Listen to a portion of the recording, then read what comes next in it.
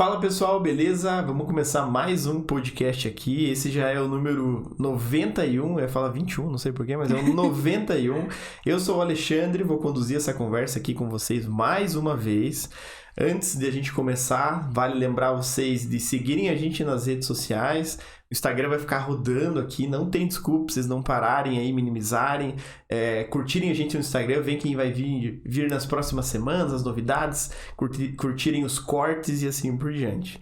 Hoje a gente tem um patrocinador aqui. Antes de falar do patrocinador, queria agradecer a Guta de ter disponibilizado um tempinho para vir falar com a gente aí. Então é um prazer receber você aqui, Guta. Aí a gente conversou pra caramba aqui antes, nem tem muito mais assunto pra gente falar, mas vamos cumprir o planejado.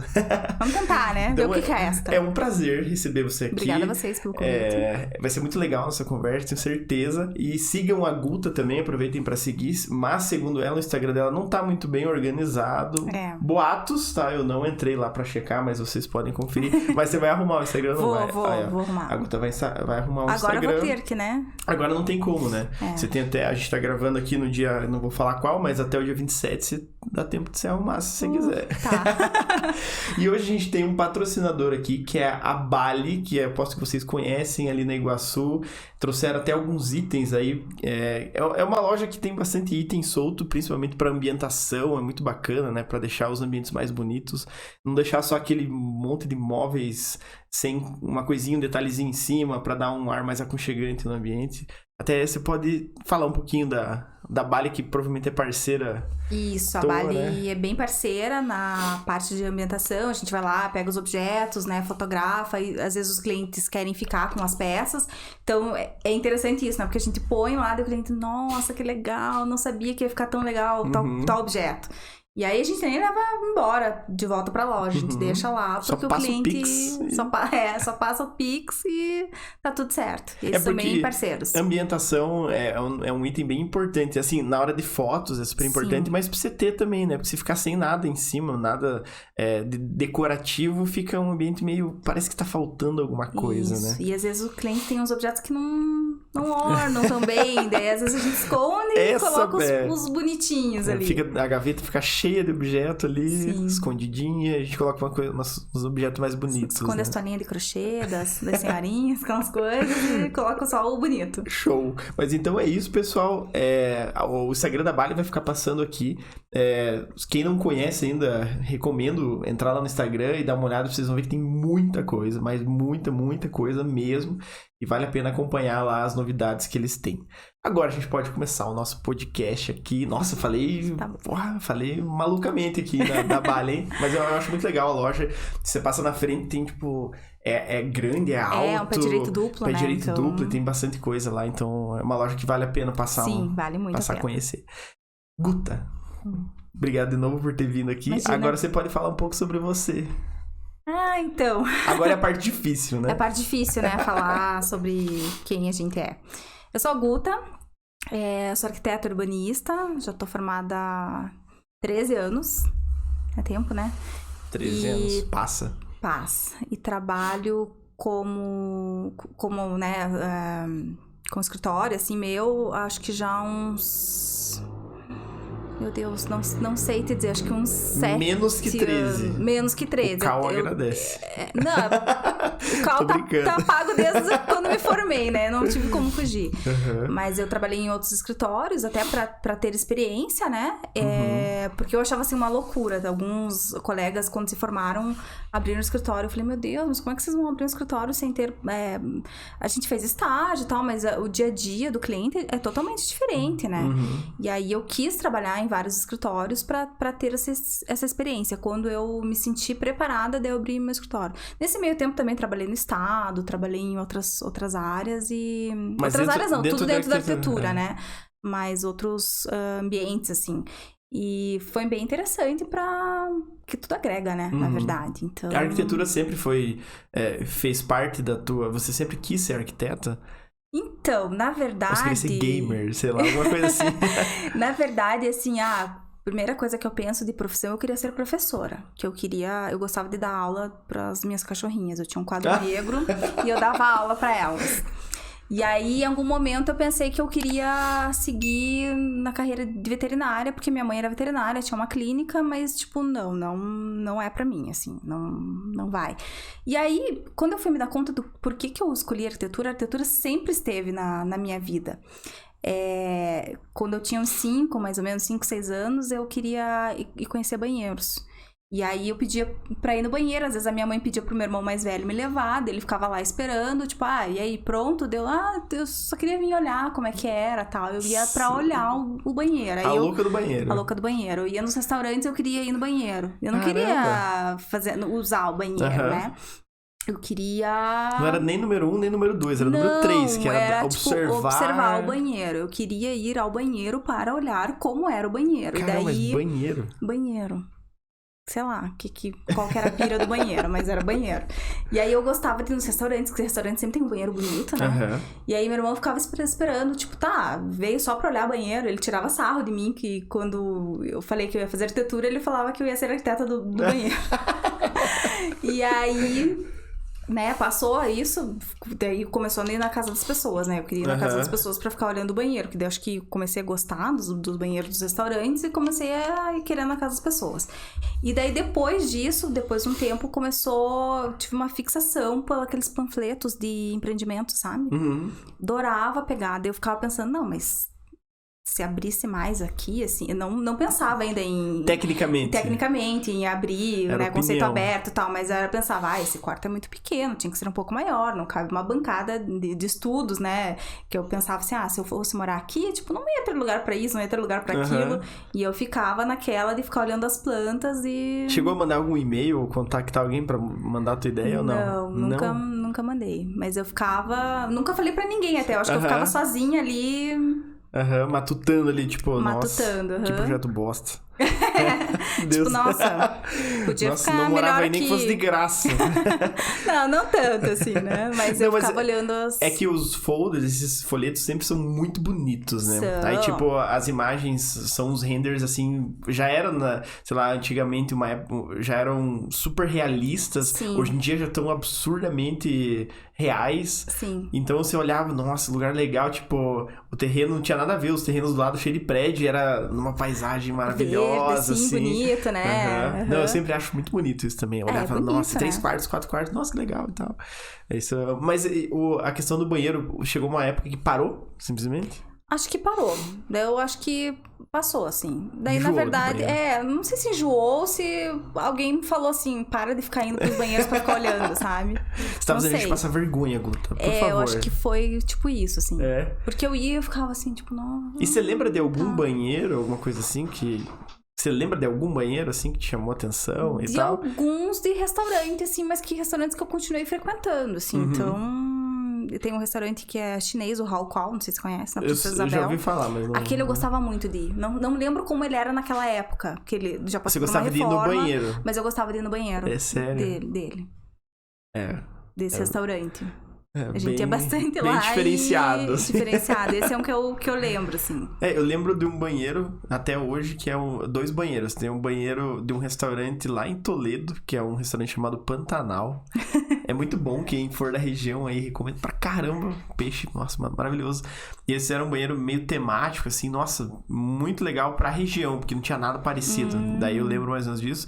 E a primeira vez que eu fui viajar pra fora do país, também tinha aqueles banheiros com um pequeno vão, assim, tipo de, sei lá, um palmo quase. Daí nos biombos, né, então era um pouco desconfortável. Esses banheiros eu também me lembro, porque os biombos eram fechados, né, os cantinhos, só que tinha um vão muito grande entre a porta, então, nossa, cabia um braço ali. Então, daí não é muito confortável. Não é muito recomendado, mas todo mundo vai passar por isso. Gosto de projetar banheiros? Adoro. Mas não sei Mas hoje tá tranquilo. Hoje tá tranquilo. Também, não preciso mais ficar indo nos banheiros olhar como é que não é. Passou, né? E hoje você executa projetos residenciais, mais residenciais ou prediais? Mais residenciais, né? Interiores, a maioria. Faço alguns arquitetônicos, aí eu faço o combo, né? Arquitetônico e interiores. E atendo alguma coisa de comercial. E também tem uma área que eu atuo, que eu divulgo até meio pouco, assim, que eu faço bastante Progevisa. O que é Progevisa? É um projeto para aprovar na vigilância sanitária. Ah, é? Às vezes eu pego a clínica inteira e aí a gente segue com o projeto de interiores e faz aí o andamento no Progevisa, porque tem algumas normas, né, É esse nome mesmo, Progevisa? Ou Progevisa. Você que apelidou? Não, é Progevisa. Nossa, que legal, não queria da falar. vigilância sanitária. E aí... Deve ser chato pra caramba. É cheio de regras, né? Você tem que ler as normas, às vezes você tem que colocar uma NBR junto com uma RDC e aí ver o que se encaixa. Geralmente são as duas, né? Porque depende se é a área de... É que eu já fiz a área de alimentos, mas não é muito minha área. Eu prefiro mais a área da saúde. Uhum. E aí você tem que seguir todas as norminhas, daí vem a correção, daí é uma lista com várias coisas. Aí eu adoro. Ai, não, isso aqui eu já fiz, daí é ticar. Adoro uma lista e adoro ticar a lista, né? Que o mais legal é dar um ok na lista, sair completando. Daí eu adoro. É bem burocrático, mas eu gosto. E você recebe mesmo lista, assim? Tipo, isso tá errado, isso tá errado, isso tá errado? Do Progevisa vem. Ah, é? Vem assim. Porque daí fica muito mais fácil, né? Do que o tipo, não está conforme. É literalmente uma lista numerada. Maravilhoso. Uhum. Não é tipo, né? Tem a numeração 1, 2, 3, 4, 5. Ah, maravilhoso. É maravilhoso. Eu imaginei que viria alguma coisa assim, tipo, não está de acordo com a norma. Não, tá, não. As 800 páginas, qual que não tá? Não, daí vem tudo certinho. assim, Que na bom. área tal. Às vezes é assim, trocar uma nomenclatura. Às vezes é tipo, sei lá, uma cota interna que ela quer de um raio. E, recentemente eu fiz uma clínica de acessibilidade inteira. Mas eu fiz recentemente uma clínica que faz exames para dentistas. É uma clínica que faz raio-x, tomografia, etc. Só de aparelhos, né? Eles não têm atendimento de dentista. Uhum. Então, a gente tinha que fazer de uma área nova, trocar nos aparelhos e tal. Então, a gente tinha que ver se a sala atendia, né? Porque como tem raio-x, então é todo um esquema. Tem que fazer o cálculo de rádio e tal, né? Então, é bem complexo. Nossa, eu nunca pensei nisso. Que daí não sou eu que faço, né? Daí é um engenheiro que faz, engenheiro químico que faz. Ah, engenheiro químico? Eu acho que é um engenheiro químico. Nossa, que loucura. Eu até nem sei, eu tenho um contato que é só essa pessoa que faz. É o João, aqui, é o João do Raio. É João, caramba. Ô João, se o João do Raio tá escutando a gente, dá um salve. E meu contato lá é outra pessoa, mas o responsável é ele. E aí... É bem interessante, que daí se apresenta junto e os dois projetos são atrelados. Tanto o projeto arquitetônico, né? Que a gente chama de projeto arquitetônico, que vai para a Progevisa, quanto o projeto de raio-x. E aí o de raio-x, ele tem que estar atrelado, são dois protocolos e eles têm que estar atrelados um no outro. Que é bem interessante, assim. É burocrático. Interessante mas é legal, porque assim, veio a correção, às vezes vem pouquíssima coisa. Nunca... Não foi de primeira, sempre tem alguma correçãozinha. Às vezes é só a nomenclatura que eles querem que troque, assim. E aí é bem legal, eu gosto, assim, de fazer. E você acha que faz sentido, assim, a gente conhece leis, às vezes tem leis que são feitas, a gente não concorda muito com a forma que elas são aplicadas. Nesse caso aí, tem alguma coisa que, tipo, você acha que não, é um exagero, não... Porque às vezes tem coisa que você tem que arrumar que é uma burocraciazinha... A princípio, sem sentido. Mas tem coisa que você sente que dentro dessas normas, assim, é muito exagerado e tal, ou é tudo meio que... Eu acho que tem umas coisas que são... Não é que são exageradas, assim, é que às vezes tem coisas que não É que se existe é porque tem algum motivo, tem algum motivo. Tem coisas que às vezes não competem à clínica especificamente. Que é, na verdade, um conjunto do edifício, né? Na verdade, que tem que ter, assim, a separação dos resíduos, por exemplo. Daí a clínica pode fazer a separação, só que é o prédio que vai fazer esse descarte, né? Não é a clínica, necessariamente.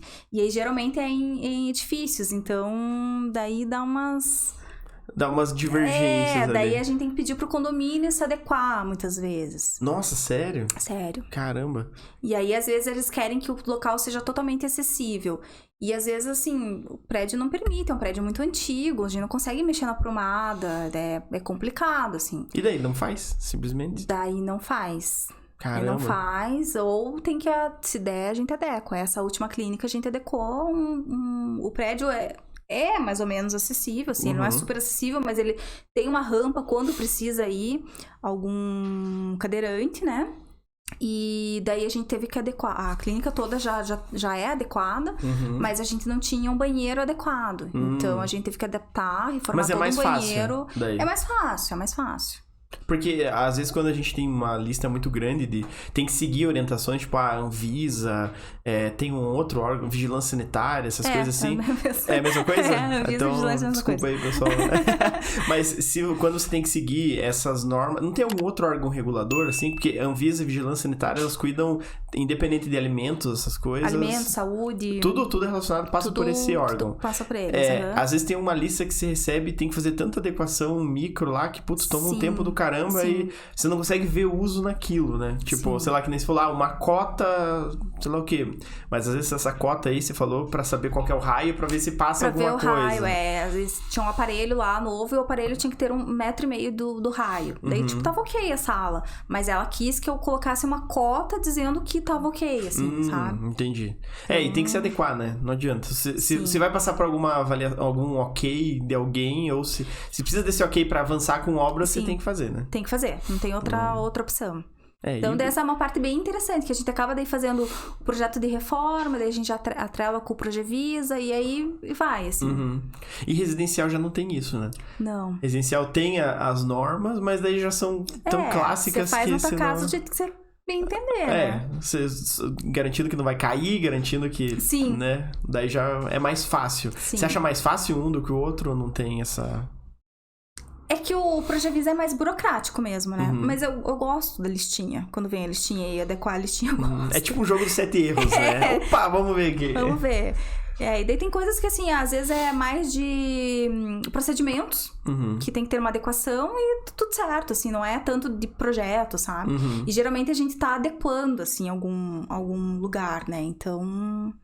Acho que eu pego mais reformas disso, tanto também de interiores, acho que é um nicho que eu pego mais de reformas, assim. Entendi.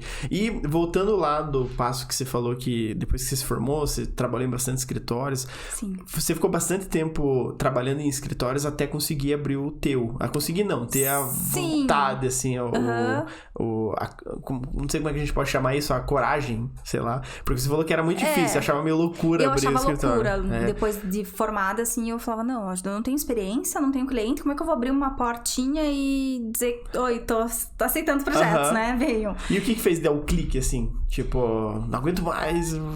Na verdade, assim, eu trabalhei quando eu tava no 5º ano, eu trabalhei num escritório grande aqui de arquitetura, daí eu me formei, eu fiquei lá, e era uma área que eu gostava bastante, interiores, que foi na verdade, eu já trabalhei em outros escritórios antes interiores, mas foi esse que me deu clique pra trabalhar com interiores. Porque eu achava até uma coisa assim meio esquisita que eu vou dizer. Mas quando eu entrei na faculdade de arquitetura, eu nunca imaginei que eu ia fazer interiores. Porque eu achava que interiores era tão, assim, uma área tão pequena da arquitetura, assim, que, não vou fazer interiores. A arquitetura é tão maior do que isso, eu achava que eu ia fazer outro tipo, né, de coisa.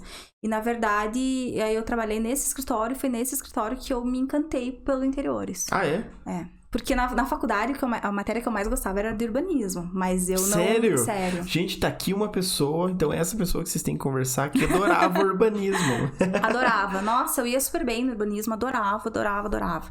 Mas também eu não ia... Eu acho que eu não me imaginava, assim, trabalhando com urbanismo, porque eu gostava das cidades, estudar as cidades, não ia querer fazer uma gleba, loteamento, essas coisas assim, não. Daí eu já acho meio chato, assim. Mas eu amava urbanismo. Ah, é? Porque o urbanismo é sempre a matéria ou a parte do curso que a galera já vai meio deixando de lado, assim, né? Já não vai se interessando muito, eu não sei. Muita gente não gosta de urbanismo, não sei porquê. Eu adorava urbanismo. Adorava. Eu não sou arquiteto, mas eu já acho chato só pelo nome. Então, vou deixar quieto aí pra quem gosta. Mas estudar as cidades é muito legal. É muito legal. Eu acho complexo. Tanto que se me perguntasse, onde você quer tirar férias? Praia, campo, cidade, uma metrópole? Sempre vai ser uma cidade. Sério? Sério. Mas você não vai ficar parando observando as estradas? Ai. Gente, não, essa é a gota. Não, mas... assim, né? É que, eu não sei, se o urbanismo, ele envolve, tipo, o planejamento da cidade como um todo. Sim. Eu não sei se você lembra dessas partes de... Tipo, porque às vezes as perguntas que eu vou fazer são meio específicas. Mas, tipo, questão de sinalização, essas coisas, entra dentro de um projeto urbanístico ou não? De sinalização, eu acho que não. A gente estuda... engenharia de tráfego, sei lá o quê. Mas a gente estuda as vias, daí tem os tipos de ruas, né? Que são coletora. Não lembro mais de todas. Mas, tipo, uma via rápida, uma via local, Cacau, é que eu não lembro mais os nomes, né? Porque eu nunca trabalhei com urbanismo, mas a gente estuda tudo isso e, na verdade, o que eu gostava de estudar era a história das cidades e como vai se formando, como é que começa com um pequeno centro, daí a cidade vai se expandindo, é muito legal. É isso. Né? Não, mas é legal. Essa parte, se for do urbanismo, aí é legal. Eu acho que talvez é que planejar, na minha cabeça, é um negócio extremamente complexo que tem que ser feito por N mãos. Sim. É diferente tem que ser uma equipe multidisciplinar, né? Exatamente, porque, tipo, você vai pegar um residencial, claro, são comparações bem nada a ver, mas um projeto residencial, você consegue fazer tudo, se você quiser. É um mobiliário, você pode desenhar, você pode fazer o projeto de cabo a rabo lá, do piso ao forro, você consegue fazer, porque é um negócio mais simples ou mais... Escala menor. Numa cidade, caramba, você tem que pensar macro, né? No saneamento, na iluminação, na segurança... se é prédio, se é casa, ou se é comércio, arborização, caramba. Porque, tipo, uma cidade, uma praça, eu acho que já é considerado urbanismo. Já é complexo de se pensar. Aí você vai aumentando a escala, putz, vai chegar praça num nível... eu não gostava muito de fazer, não. A gente não? fez, já de praça, eu achei mais ou menos, assim. Pra só arremessar uns bancos lá, desculpa aí, brincadeira. Mas aí você pode desenhar mobiliário urbano também, que é legal. É que o urbanismo, tipo, o macro do urbanismo é complexo, né? Tipo, sempre que eu penso em urbanismo, eu penso, tipo, Brasília. Brasília é um bom exemplo de que foi feito um plano piloto, bem legal. Ultra mega power complexo. Sim. Né? Porque é uma escala gigantesca. Daí, quando você erra numa escala pequena, é um errinho. Se você erra numa escala gigantesca, meu Deus do céu. Mas você já viu Barcelona? Barcelona tem as quadras bem certinhas também, é tão bonitinho. Eu já vi foto na internet, que é tudo quadradinho. É tudo quadradinho, tudo... foi planejado também. Eu não sei se Barcelona foi planejado, mas... Foi organizado, pelo menos. É que faz muito tempo, né? Mas tem vários lugares, assim, que eles aí fazem uma urbanização nos bairros, né? Tipo Juvevê. Juvevê também, né? Aquelas quadras todas encontradas. Isso é urbanismo. Ah, urbanismo? É. Nossa, eu acho péssimo. Desculpa o cara que planeja... Não, brincadeira. Mas que urbanismo o Juvevê é meio... É que é difícil de passar naquelas ruas lá. Daí, às vezes você vai virar pra esquerda ou pra direita. Eu acho bonito, olhando de cima no mapa, no Google Maps. É super legal, assim. Mas talvez não foi muito bem...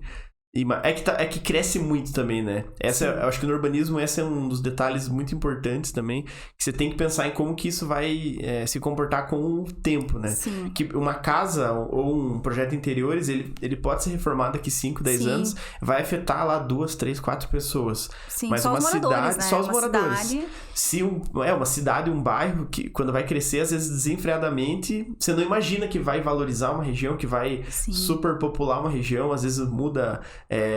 não esqueci o nome, mas aquele negócio que a prefeitura fala que daí aqui pode ter prédio ou não. A gente até fala zoneamento, isso. Muda o zoneamento, daí ali pode ter prédio. E daí às vezes não comporta da forma que é ali, tem né? coisas que tem que preservar, né? Que tem história. A gente tem em Curitiba as UIPs, assim, que eu acho bem legal, tem que preservar. Tem várias que, na verdade, não estão hoje em dia, né, em bom estado, mas eu acho super legal também preservar, porque isso preserva a história da cidade, né? Então... Não, e toda cidade tem a sua forma de arquitetura, o planejamento, né? Isso é um negócio interessante, porque cada cidade cresce de um jeito diferente, né? Sim. Às vezes tem tipo, Curitiba e região metropolitana, as regiões metropolitanas crescem pra caramba. Sim. Absurdamente, numa velocidade maluca, né? Porque antes, sei lá, tinha Curitiba e daí tinha lá São José, Pinhais, Araucária. Aí Fazenda Rio Grande veio, meu Deus do céu. Sim. E São José já é... Não, e Curitiba, São José, você né? Piscou, você tá em uma outra cidade. Você não sabe nem ver a divisa ali. Você não sabe nem ver a divisa, exatamente. E urbanismo, daí agora você nem... Não, ainda amo as cidades, mas nunca trabalhei, nunca... Você falou que trabalhou em... Foi com isso que você trabalhou? No estado? Não era com urbanismo? Não era com urbanismo. Era com arquitetura? Era com arquitetura. Entendi. Porque o estado, que pra você trabalhar com urbanismo, acaba sendo um pouco mais focado em governo, essas coisas, prefeitura e tal, né? Porque eu não sei mais politicagem daí, né? Porque eu não sei se existe um projeto... alguém vai contratar... talvez um condomínio fechado é considerado um projeto de urbanismo? Daí eu acho tipo que as é ruas, sei lá, ou não é? Não, daí você faz um loteamento dentro do condomínio, né? Então talvez bem quase sempre atrelado com prefeitura, com órgãos governamentais, assim por diante. E daí você focou no residencial, gostou mais do interiores, aprendeu nesse último escritório? Eu aprendi, nesse escritório que eu me formei, na verdade, era até um público diferente do que eu atendo hoje. A gente fazia muitas áreas comuns dos edifícios. E aí eu falei, nossa, é legal, né? Porque você não tem o cliente final. Então, tipo, você faz todo o projeto, né? Daí ele demora, né? Porque você faz durante ainda a parte de desenvolvimento do edifício. Então, daí você faz os projetos, aí você tem um valor que você pode gastar, e daí você já tem que fazer já um valor acima, já tem que colocar tipo um acréscimo, né? Porque você sabe que vai executar daqui a 2, 3 anos. Sim. Então, e tem que ficar bem próximo ao projeto, assim. Mas isso... complicado também, né? Porque, você colocou um papel de parede. Putz, daqui a 3 anos saiu de linha. Aí você tem que colocar alguma coisa similar. Então, esses projetos vocês faziam na época de uma construtora que tá levantando o prédio ainda. Isso. Não tinha condomínio formado ainda? Não tinha nada. O condomínio entregava as áreas comuns já, assim, decoradas, tudo certo. Só pra, às vezes, até com já os talheres. Isso é complexo, passou a ser complexo agora que passou na pandemia, né? Porque imagina um estudo desse antes e depois. Sim. Nossa, você previu que ia gastar 100 mil reais. Sim. Passou a pandemia, vixi. 300. O que era pra custar 100, custou 300. E o prazo triplicou, quadriplicou. Exatamente. Eu acho que até por isso que várias construtoras atrasaram entregas de empreendimentos, né? Porque tudo subiu muito, a mão de obra ficou escassa, assim, virou uma loucura mesmo. Na pandemia eu brinco que a gente escolheu os revestimentos dos clientes, principalmente, né? Revestimento de acordo com o que tinha. A gente fez o projeto de acordo com o que tinha, não com o que a gente queria, muitas vezes. Porque não tinha. Aí os prazos eram, 120 dias pra chegar. Não dá pra esperar. Sem certeza ainda, né? Sem certeza que ia começar a produzir, porque não sabia se ia ter a matéria-prima pra produzir. Então a gente escolheu o que tinha. Literalmente, os projetos da pandemia foram o que tinha disponível no mercado. Não é o que, muitas vezes, o que a gente queria escolher, né? Que hoje os projetos normalmente é o desejo do cliente, né? Sim. Só que durante a pandemia você não conseguia simplesmente esperar, falar assim, não, mas vamos esperar aqui uns 6 meses. Vamos esperar uns 120 dias, tranquilo. Tá de boa. O que é, né? 120 dias. Nada, né? E daí você acaba tendo que adaptar. Isso eu acho que é uma parte muito interessante do mundo da arquitetura e do design de interiores, porque muitas vezes você se depara com isso, né? Você tem que se adaptar com o que tem. Sim. Porque não é só o caso da pandemia, né? Mas às vezes tem um produto que você costumava usar e tal, algum revestimento, acabamento. Saiu de linha. Simplesmente saiu de linha. Não tem nada parecido. Exato. E o parecido às vezes é muito brilhoso e não cabe. Ou, sei lá, só tem peças maiores ou menores. Nossa, eu lembro que muitos anos atrás, quando falaram que o porcelanato 60x60 ia, tipo, sair de linha, não saiu, né? Mas, tipo, que não ia ser mais oil. Mas como assim? É o formato que eu mais uso. Hoje a gente usa formatos maiores, né? Acaba usando formatos maiores e o 60x60 ficou mais, assim... Talvez para obras mais populares, digamos assim. A gente acaba usando... Vai sendo deixado, né? Foi deixado de lado. E eu, nossa, mas como assim? E essas mudanças acontecem de forma... Eu fiquei surpresaço, eu não conheço de revestimentos nem nada. E a gente foi na Expo Revestir, eu vi umas peças lá de tipo 3 metros. Sim, as lastras, né? É muito legal. Eu só fiquei imaginando a galera subindo escada com aquilo, né? Mas eu acho que não acontece. Não. Mas gigantesco, eu não fazia a mínima ideia. Então, avança... É novo isso? Vocês têm ideia? As lastras já faz... Acho que... Não sei se antes da pandemia ou durante a pandemia, mas já tem alguns anos que tem. E daí saem os mais simples e vão entrando os mais nobres, sei lá. Isso vai mudando sempre, né? Sim. Porque na verdade as tendências e os materiais vão sempre se renovando e a gente tem que estar por dentro das coisas, né? E aí quando eu pensei, nossa, mas vai sair o 60x60, eu vou usar o quê? Daí eu achava, nossa, mas a peça 80x80, 90x90 é tão grande. Não, hoje é tão comum a gente usar essas peças que... É difícil encaixar o 60x60 agora, né? Exatamente. Hoje é difícil. Mas é que vai mudando, né? A cultura, o gosto dos clientes, a disponibilidade em lojas também, né? Sim. Porque, eventualmente, quando vai saindo algumas peças, eles até param de mostrar. Sim. Aí vão mostrar, com certeza, o outro que vai ter mais e vai virar tendência, assim por diante. diante, né? Sim. Aí começa a ficar mais fácil. Mas essas mudanças abruptas são complicadas, né? E depois que você saiu do escritório, alguma coisa do escritório, antes de você abrir o teu, teve alguma coisa, algum motivo em especial que fez você ter o teu escritório mesmo? Bom, daí depois eu trabalhei em outros escritórios, trabalhei no estado, e aí eu trabalhei no último escritório que eu trabalhei, a gente fez o projeto, eu fiz o projeto do Red Rock de Brasília. Até acho que ele nem foi pra frente, assim. Ele não... Só saiu, acho que o de Curitiba, que tinha Brasília, Rio Brasília, Curitiba e Rio. E eu acho que só fizeram o de Curitiba. E aí eu falei, sabe do quê? Acho que eu não quero mais trabalhar pra ninguém. Acho que eu quero... Você trabalhou com a Emily ou não? Nada a ver? Não? Porque, voltando ao... Acho que ela trabalhou no mesmo escritório, né? Mas eu trabalhei, acho que antes de eu abrir o meu. Acho que eu abri mais ou menos em 2015. É que eu lembro Emily Hard Rock, daí eu associei alguma coisa assim. Mas e daí isso você... Vou montar meu escritório. Daí eu pensei, acho que eu vou abrir meu escritório. Acho que agora eu já tenho uma bagagem ok, já sei como lidar com um cliente, já... Porque assim, eu me formei e daí eu pegava alguns projetos por fora, assim, né? Até pra ter experiência, pra eu ser arquiteta responsável, né? Então, daí eu acho que tá ok. Agora acho que dá pra... Porque é um passo, né? É um passo. É um grande passo. Porque você dentro de um escritório onde tem alguém responsável ali, a bomba estoura lá. Claro que o lucro também vai estourar lá, mas é diferente, né? Você sair de uma posição que você vai ser o contato principal do cliente e se der alguma bucha, você vai ter que resolver. Sim. Tem os ônus e os bônus, né?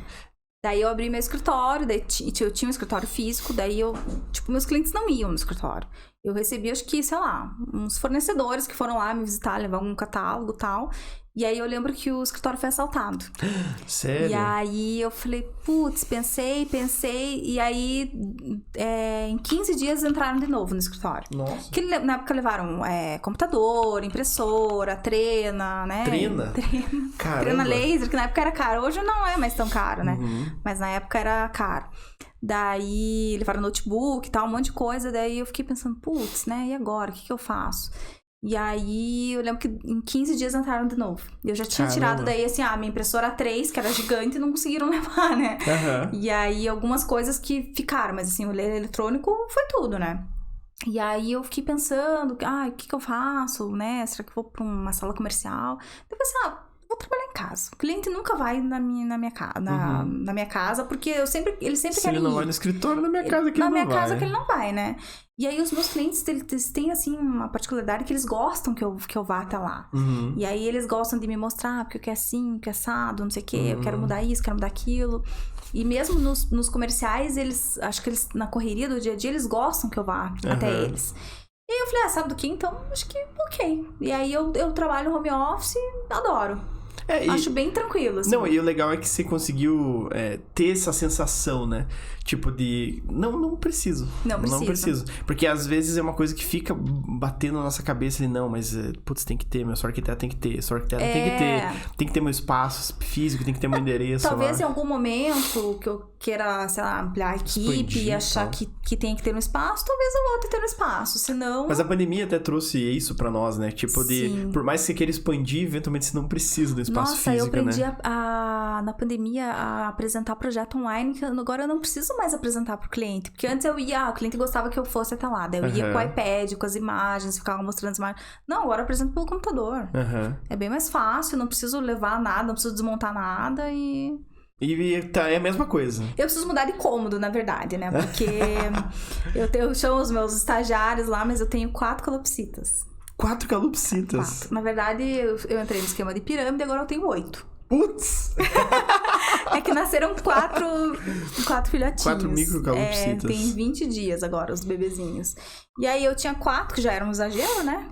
Porque, na verdade, o esquema de pirâmide... Eu não acho um número razoável. 4, não, já é bastante. Daí viraram 8, porque, na verdade, assim... Meu marido achou uma que caiu no quintal, ele achou, tava chegando... Você mora em casa? Moro em casa. Aí, numa área que é bem arborizada e tal. E aí, ele resgatou. Daí a gente ficou, será que tem dono? Será que não tem dono? O que a gente faz? Aí esperou um dia, ninguém se manifestou. Vocês tentaram perguntar pra ela ou não? Ela não tô brincando. Ela só falou piu. E eu sei que assim, eu saí, ele chegou e eu tava saindo. Aí ele chegou, deu, né, vai fazer o que com o passarinho, né? Daí eu sei que assim, em 1 hora, quando eu saí do compromisso, tinha um book deles. Literalmente um book. Ela subindo aqui no bracinho, assim, tal, e aqui, assim, Nossa, tinha um book deles. Em 1 hora. Já tinha nome nessa hora ou não? Não tinha. Daí eu falei, meu Deus, daí a gente esperou, daí tinha que dar comida pro bichinho, tinha que dar água, né? Tinha que pesquisar o que comia. Vocês já tinham acesso a isso antes? Já tiveram calopsita alguma vez na vida? Nunca tive pássaro. A minha mãe é veterinária, mas eu nunca tive pássaros. Você não sabia se comia filé mignon ou alpiste? Não, isso tá fácil. Mas eu não sabia o que fazer, porque minha mãe é veterinária, minha mãe, né, já se aposentou, mas ela não é dessa área de silvestres, né? E aí a gente, meu Deus, o que a gente vai fazer com o bicho, né? E aí a gente teve que comprar comida, daí falei, bom, se passar 1 dia, 2 dias, a gente vai ter que comprar uma casinha pra ela dormir, né? As coisas, vai ter que ser, né? É aquele lá, vamos ter que comprar uma casinha. Já que tá aí, né? Pro Robertinho, né? como é que é o nome? Pistola. Pistola? É porque na verdade... Não tá rindo. É porque ela é amarelinha. O canarinho pistola. É porque meu marido que o apelido deu o nome, né? Porque a gente achava que era menino, né? E a gente não sabia nem como que descobria o sexo. Depois que a gente descobriu que tem que fazer um exame de sexagem, né? Sério? Tem que fazer um exame? Nossa, eu não fazia a mínima ideia também. Eu também não sabia, né? Eu achava que era mais fácil de descobrir. E aí ficou 1 ano quase, a gente, sem saber se ela era macho ou fêmea. E daí, né, compramos todas as coisas e tal, e ficamos com ela por 1 ano. E aí, no meu aniversário, meu marido, vou te dar um de presente pra fazer companhia pra pistola e tal. Aí, tá, ok. Aí compramos o Soneca. Olha os nomes, né? Aí foi o Soneca porque ele pistola só dormia. Fêmea. A pistola é fêmea, o Soneca é macho. Tudo errado, né? E aí, porque ele só dormia. Quando a gente comprou ele só dormia. Daí, na verdade, a veterinária mandou lá dar uns remedinhos lá e agora ele é super ativo. Daí a gente pegou o Soneca em fevereiro. 2 meses depois, o meu marido resgatou 2. Sério? Uma diferença de 2 semanas. Sério. Mas eu será falei que pra ele não pode mais escutar barulho de passarinho porque ele resgata. Tipo, ele se arrebenta inteiro, mas ele resgata. Ah, é? E ele resgatou, tipo, de dentro da casa de alguém? Não, eles aparecem... resgatou da natureza. Na rua, assim. Tipo, teve uma que ele resgatou da casa do vizinho, assim, do muro do vizinho, mas não era de ninguém. E aí eu falei, depois desse quarto, eu falei, não é possível. Alguém deve tá pedindo esses bichos de volta, né? Entrei em grupo de Facebook desaparecidos, entrei naquele alerta pet, em tudo. Ninguém tava pedindo os bichos. E tem um monte de calopsita perdida. Mas aí esses aí, justamente, daí ficaram, né? 4. Nossa, daí que loucura. 2 fizeram um casal, tal, e aí fizeram um ninho em algum momento. Fizeram um ninho, daí a gente, tira, não tira. Vamos deixar, ver o que dá, né? E aí deram 5 ovinhos, daí nasceram 4. Um ovinho não Nossa, que vingou. Loucura, E aí eu tenho agora 4 filhotinhos de 20 dias, e aí é o esquema de pirâmide de 4. De uma, na verdade, viraram 4 que viraram 8. E que as 8 vão ficar lá felizes da vida, provavelmente, né? Cuidar... Como é que eu vou me desfazer dos bichinhos, né? Não tem agora como. Já tô Você pegada. daria um filho teu? Não tem como. Não tem como. Tô lá dando papinha na boca dos bichinhos, não tem como. Nossa, que sarro, caramba. Mas se quiser uma calopsita... Eu tenho 2 gatos, acho que não se dariam muito bem. O nome dos outros, como que é? Tem nome? Tem. Os pequenos ainda não tem que fazer a sexagem, né? Mas aí é a pistola, Soneca, Fumaça e o Elvis. O Elvis. Então são os 4 integrantes 4. Aí. E daí quando eles ficam no escritório, né? Porque eles ficam todos soltos, eles voam pela casa inteira, roem tudo. E aí, que eles roem, né, as coisas. Sério?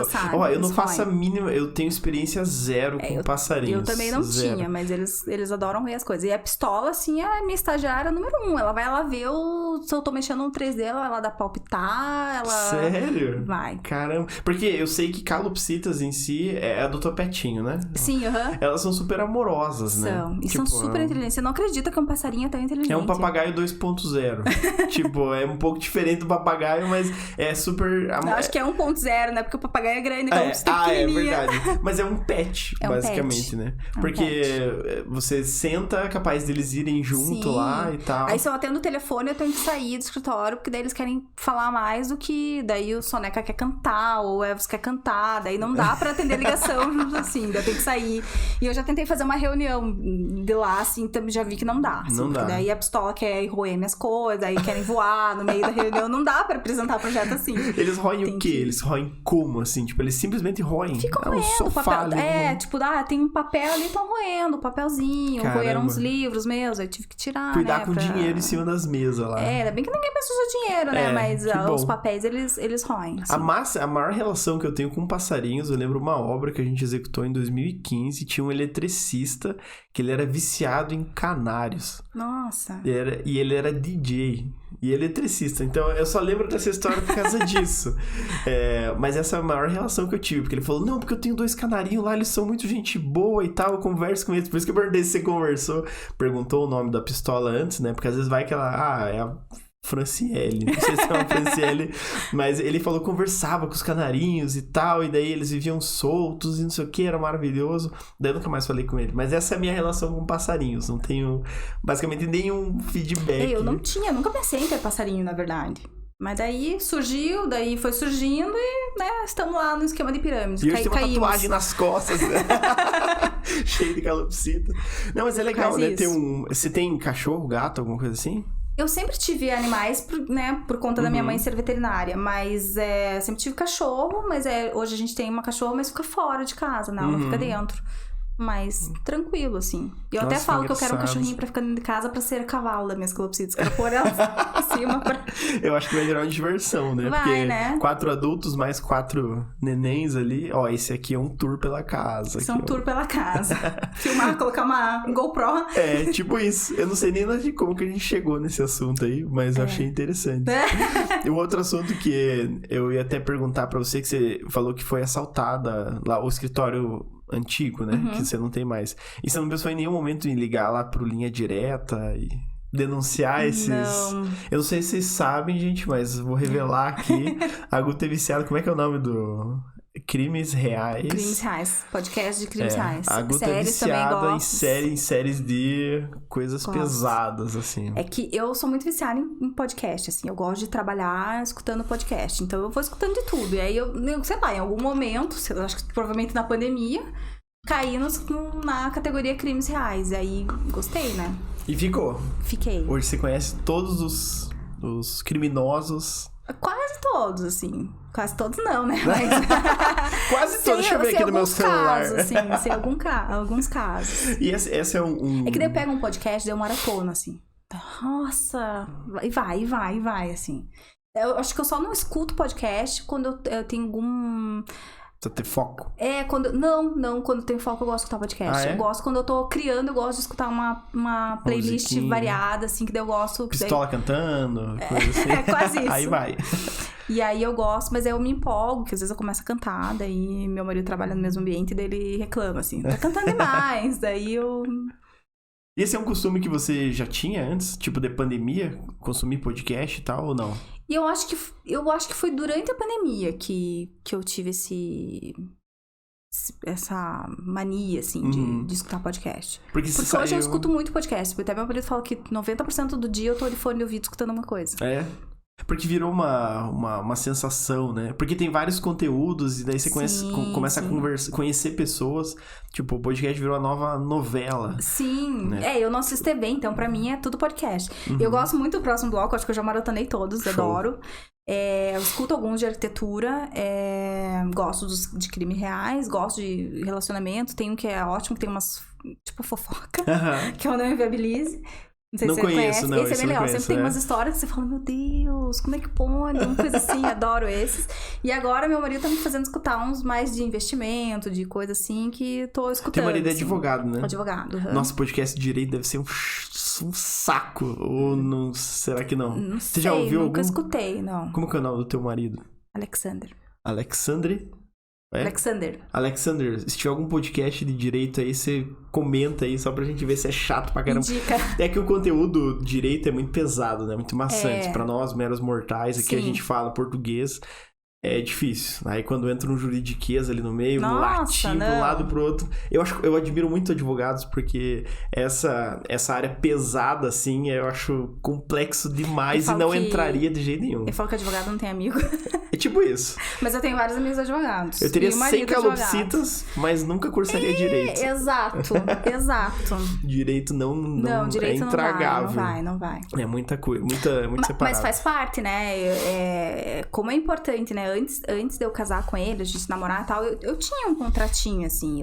Às vezes eu fazia o cliente assinar, às vezes eu esquecia, ia na confiança, lá no fio do bigode, quase. E aí já levei uns calotes. Ah, é? Já. E aí hoje em dia... Bem os calotes foram sem contrato, ou não? Bem os calotes foram sem contrato, exatamente. Não, porque você tem um contrato e você pode executar, tal. Sei lá se pode, se não pode. Mas, enfim... Tem um papel assinado falando que tem que pagar. Né? Alguma coisa acho que dá pra fazer com o papel. E aí, depois disso, eu me eduquei a fazer contrato e fazer o cliente assinar. Hoje em dia, eu não faço mais o cliente assinar, imprimo o contrato. Faço tudo online. Eu acho que o papel só imprime o que é necessário. Eu adoro as coisas digitais. E aí... me obrigo a fazer o contrato. E aí, cada vez que acontece alguma coisa numa obra, a gente vai revendo o contrato e adicionando Isso é uma das cláusulas. coisas que, quando você trabalha num escritório, você não tem essa... Não tem acesso, Você nem sabe o que tem em contrato, eventualmente. Você tem o teu contrato de trabalho quando tem. Mas quando tem o cliente envolvido, você não tem acesso a isso, né? Exato. E tem que ter, né? Porque você não pode fazer um papel... É uma garantia, né? Exatamente. É uma garantia pros dois lados, né? Porque você não vai dar o calote, tipo, pegar o dinheiro e, opa, tchau, não vou fazer teu projeto. E pro cliente te pagar, pro cliente também, pagar, né? Exatamente. E quando você abriu o teu escritório, o começo foi complexo? Ou você já tava tão tranquilo assim que já vieram clientes, você já começou a fazer? Porque você comentou que a maior parte dos teus clientes é indicação. Conhecidos e tal. Então, na verdade, eu acho que quando eu resolvi, tipo, não vou mais procurar emprego, vou trabalhar por conta, eu acho que eu já tava, assim, mais madura, né, como arquiteta. E mais tranquila pra abrir meu escritório, assim, eu já sei mais ou menos o que tem que fazer, como tem que fazer, apesar de ter levado os calotes nesse meio do caminho, porque, né, não fazia contrato, porque eu confiava em todo mundo, né? Mas acontece, acho que todo mundo passa por isso. E daí depois eu acho que eu tava mais tranquila, assim, pra fazer os projetos e tudo mais, que a gente vai aprendendo. No começo você se forma, tipo, você não conhece nem fornecedor direito, que você quase não tem contato, né? Eu tinha, assim, nos escritórios, mas muito pouco. E aí... É que você não vive literalmente aquilo, né? Você não vai depender você não daquilo, vive aquilo, exatamente. E aí você vai aprendendo, né? Com o tempo você vai aprendendo. E aí a vida é uma escola, na verdade, né? E aí você vai... Uma escola bem dolorida. Ali, né? Porque às vezes você não sabe o que vai acontecer e, tipo, projetos, principalmente no começo, você não vai ter 10, né? Você vai ter um que talvez você cobra pouco. Que você cobra pouco, daí você cobra mal, você trabalha um monte, e aí você vai, né? E daí eu acho que foi, nessa época daí foi mais tranquilo, assim. E eu tenho muito cliente por indicação, porque, na verdade, se eu dependesse das redes sociais, que as redes sociais também são um pouco mais recentes, né? Mas se eu dependesse das redes sociais, eu não tava ferrada, assim. Porque eu sei que eu peco, assim, no meu Instagram. Eu até fiz um curso, eu adoro também um curso online.